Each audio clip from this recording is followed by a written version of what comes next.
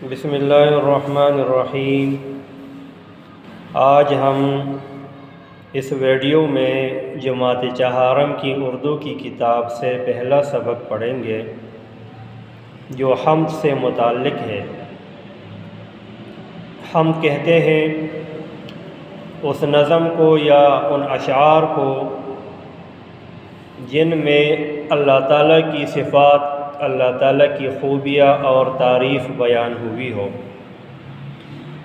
چلے شروع کرتے ہیں۔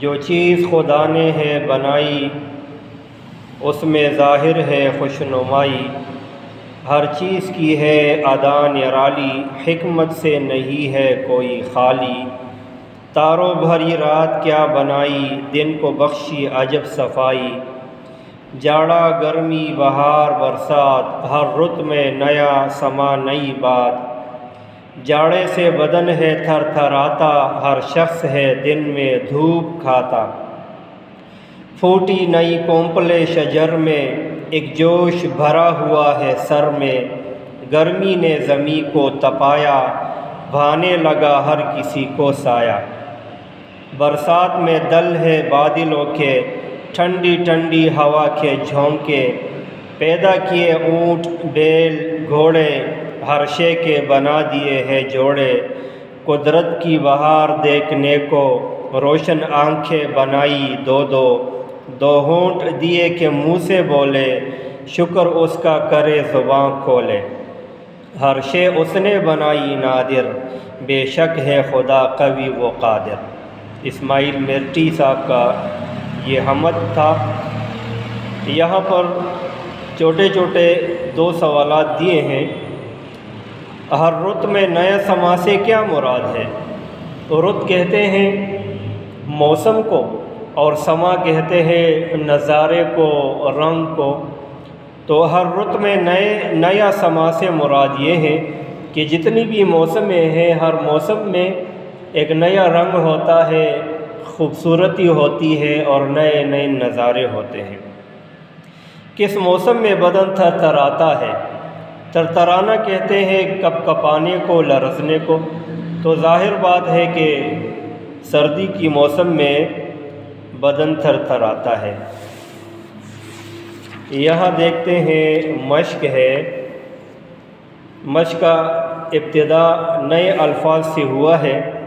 الفاظ دیے گئے ہیں اور اس کے معنی بھی ہیں۔ دیے ہوئے الفاظ کے معنی سمجھیے۔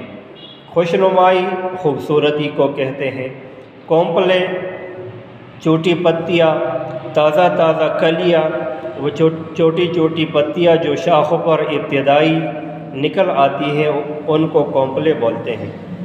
قادر کہتے ہیں ہر قسم کی قدرت رکھنے والا، طاقت رکھنے والا، یہ اللہ تعالیٰ کی صفت ہے۔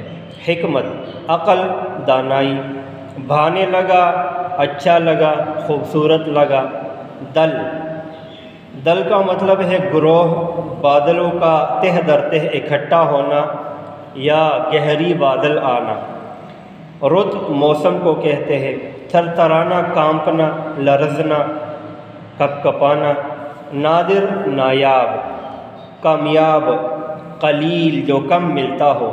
قوی طاقتور کو کہتے ہیں۔ آپ نے کیا سمجھا؟ یہاں پر دو کالم دیے گئے ہیں، ایک کالم میں مصرعے ہیں تو دوسرے کالم میں بھی مصرعے ہیں۔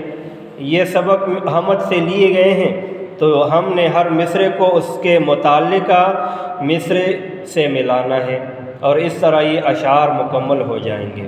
ہر چیز کی ہے ادا نرالی، حکمت سے نہیں ہے کوئی خالی، جاڑے سے بدن ہے تھر تھراتا، ہر شخص ہے دن میں دھوپ کھاتا، گرمی نے زمیں کو تپایا، بھانے لگا ہر کسی کو سایہ، پیدا کیے اونٹ بیل گھوڑے، ہر شے کے بنا دیے ہیں جوڑے، تاروں بھری رات کیا بنائی، دن کو بخشی عجب صفائی۔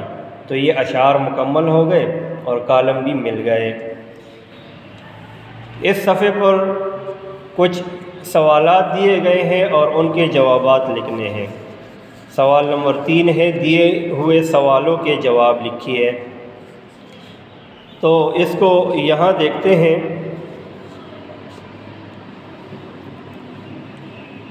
سوال نمبر الف، ہر شے کے بنا دیے ہیں جوڑے سے کیا مراد ہے؟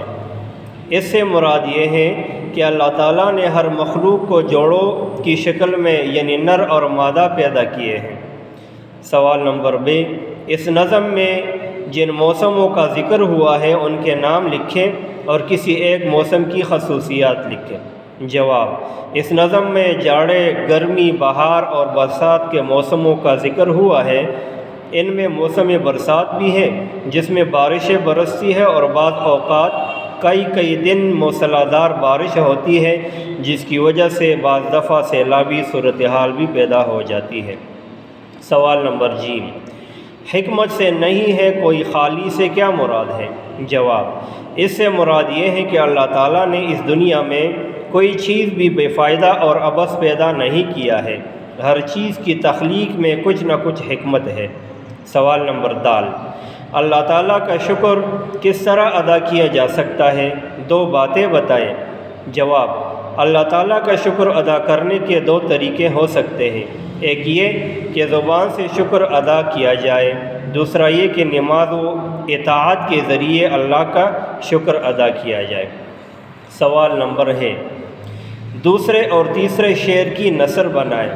جواب، مطلب یہ ہے کہ اللہ تعالیٰ نے جو چیزیں بھی بنائی ہیں ان میں ہر چیز انوکھی اور نرالی ہے اور کوئی چیز بے حکمت اور فائدہ سے خالی نہیں۔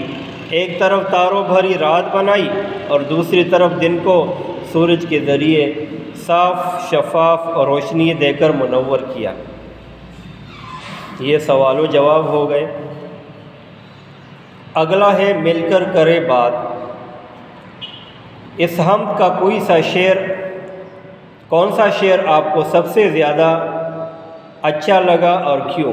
گروہوں میں اس پر گفتگو کریں۔ تو حمد کے تو تمام اشعار خوبصورت ہیں، بچے ان اشعار میں سے کوئی سا بھی شعر منتخب کریں گے اور جوڑوں کی شکل میں یا گروپ کی شکل میں اس پر گفتگو کریں گے، بات چیت کریں گے۔ جیسا کہ مثال کے طور پر، ہر شے اس نے بنائی نادر، بے شک ہے خدا قوی و قادر۔ تو اس شعر میں اللہ تعالیٰ کی 2 صفتیں بیان کی گئی ہے، یعنی قوی کہ اللہ تعالیٰ سب سے قوی ہے اور قادر اور ہر چیز پر قدرت رکھنے والا ہے۔ یہ ایک خوبصورت شعر ہے، تو بچے گروپ کی شکل میں یہ سرگرمی کریں گے۔ اچھا، اگلا ہے لفظوں کا کھیل۔ دیے ہوئے حروف کی مدد سے خالی جگہ پر کر کے ہم آواز الفاظ بنائیے۔ ہم آواز الفاظ ان 2 یا زیادہ لفظوں کو کہتے ہیں جن کی آواز ایک جیسی نکلتی ہو، اور اس کو ہم قافیہ الفاظ بھی بولتے ہیں۔ ہمیں حروف دیے ہیں الف، لام، دال اور ڑ۔ یہاں پر ہم نے اس کو جو خالی جگہ تھی اس میں لگانا ہے، تو جو خالی جگہ میں یہ حروف لگ جائے تو نئے الفاظ بنتے ہیں اور الفاظ کے جوڑے بنتے ہیں۔ جیسے یہاں پر ہم نے لام لکھا تو نرالی بنا، اور اس طرف سے پڑھتے ہیں تو خالی، تو نرالی اور خالی یہ ہم آواز الفاظ ہیں۔ اور اسی طرح یہاں پر الف لکھا تو کھاتی تھراتی، یہ 2 الفاظ بن گئے اور یہ بھی ہم آواز ہے۔ یہاں پر دال لکھا تو نادر اور قادر، 2 الفاظ بن گئی، دونوں ایک دوسرے کے ہم آواز ہیں۔ جوڑے اور گھوڑے یہ 2 الفاظ بن گئے تو یہ بھی ہم آواز الفاظ ہیں۔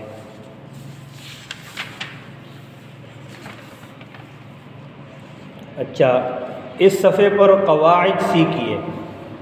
اردو گرامر سے متعلق ایک سوال ہے۔ مثال کے مطابق دیے ہوئے جملوں میں سے متضاد الفاظ چن کر متعلقہ کالم میں لکھیں۔ تو یہ جملے دیے ہوئے ہیں، انہی جملوں میں الفاظ بھی ہے اور اسی کا متضاد بھی موجود ہے، ہم نے اٹھا کر یہاں پر لکھنا ہے۔ مثال کے طور پر شیر بہادر اور گیدڑ بزدل ہوتا ہے، تو بہادر اور بزدل ایک دوسرے کے متضاد ہیں، یہاں پر لکھے گئے ہیں۔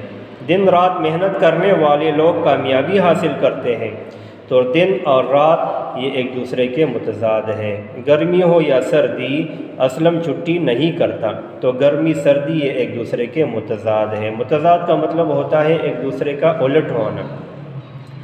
پھول کے ساتھ کانٹے بھی ہوتے ہیں، پھول کانٹے یہ ایک دوسرے کے الٹ ہیں، متضاد ہیں۔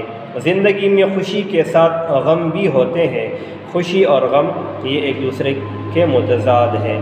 انسان اور حیوان سب اللہ تعالیٰ کی مخلوق ہے، انسان اور حیوان متضاد ہو گئے، ہم نے یہاں پر لکھ لیا۔ اگلا سوال ہے پڑھے۔ دیے ہوئے اشعار درست تلفظ لے اور آہنگ کے ساتھ پڑھیے۔ تو تلفظ کہتے ہیں اہل زبان نے اردو بولنے والے لوگ کسی بھی لفظ کو جس طرح بولتے ہیں پڑھتے ہیں تو اس طرح پڑھنا اور بولنا یہ صحیح تلفظ کہلاتا ہے، درست تلفظ کہلاتا ہے۔ لے کہتے ہیں لہجے کو، اور آہنگ کہتے ہیں درست تلفظ اور صحیح لہجے اور ترنم کے ساتھ پڑھنے کو۔ تو ترنم کے ساتھ صحیح لہجے کے ساتھ پڑھنے کو آہنگ کہتے ہیں۔ تو ہم یہاں پر ان اشعار کو پڑھتے ہیں۔ سبھی کچھ خدا کا بنایا ہوا ہے، یہ گلشن اسی کا لگایا ہوا ہے، یہ خوش رنگ پھول اور پھل پیارے پیارے، یہ دن اور سورج، یہ رات اور تارے، یہ آگ اور مٹی، ہوا اور پانی، سبھی کچھ خدا ہی کی ہے مہربانی۔ کوئی چیز اندر رکھی ہے کہ باہر، سمندر کی تہ میں ہے یا ہے زمین پر۔ حفیظ جالندری کے اشعار ہیں، اس کو ہم نے ترنم کے ساتھ آہنگ کے ساتھ پڑھ لیا۔ اس صفحے پر کچھ نیا لکھے کے عنوان سے سرگرمی ہے، تصاویر دیے گئے ہیں، درج ذیل تصویروں کے بارے میں دو جملے لکھے۔ تو ان تصویروں کو دیکھ کر ہم نے جملے یہاں پر لکھنے ہیں۔ اس تصویر میں بڑے بڑے پہاڑ ہیں، درخت اور سبزہ بھی نظر آ رہا ہے، تو یہ 2 جملے مکمل ہو گئے۔ اس تصویر میں رات کا وقت ہے اور آسمان پر چاند اور تارے نظر آ رہے ہیں۔ اس تصویر میں پھولوں کی 2 کیاریاں ہیں جس میں رنگ بھرنگے پھول ہیں۔ یہاں پر ایک بڑا درخت ہے جو سرسبز اور شاداب ہے۔ تو یہ ویڈیو مکمل ہو گئی، مشق بھی مکمل ہو گیا۔ اگلا سبق یہ ہم پھر دوسری ویڈیو میں بنائیں گے۔